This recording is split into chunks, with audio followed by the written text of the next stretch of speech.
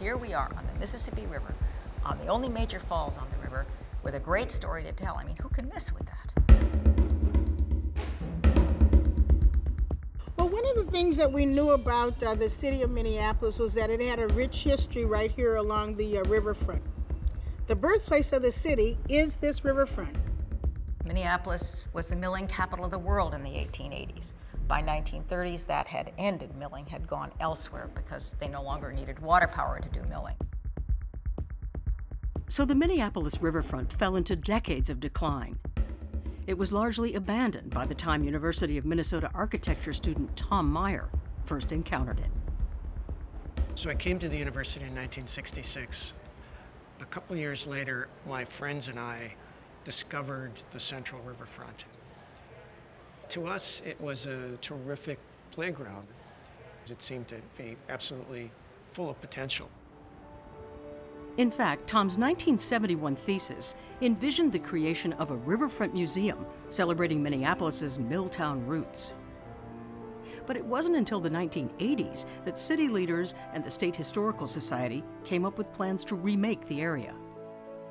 The project is a grand vision, and with every grand vision, guess what happens? Tragedy.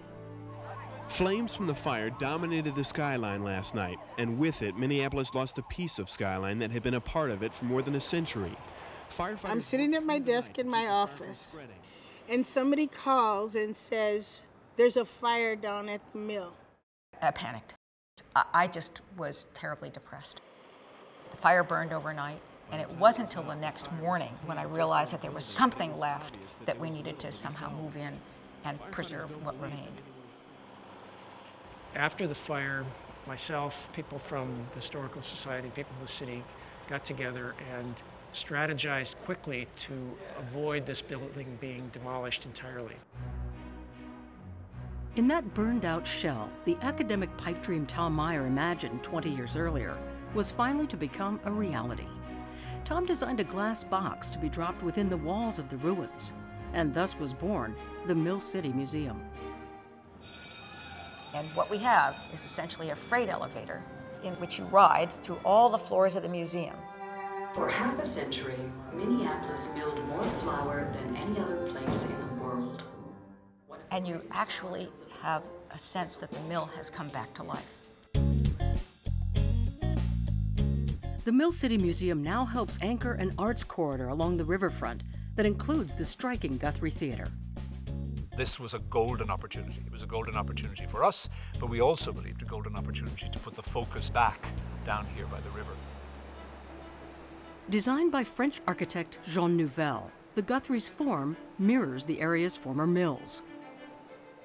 Jean Nouvel had the eccentric notion that we should build the theatres 50 feet in the air and that we should build this cantilever right out almost over the river. And he used to say in that wonderful French accent, "The Mississippi is America."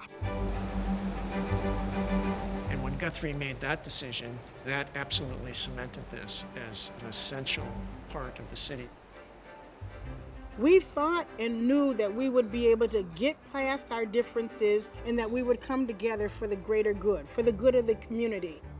We believed in ourselves, and we got this done.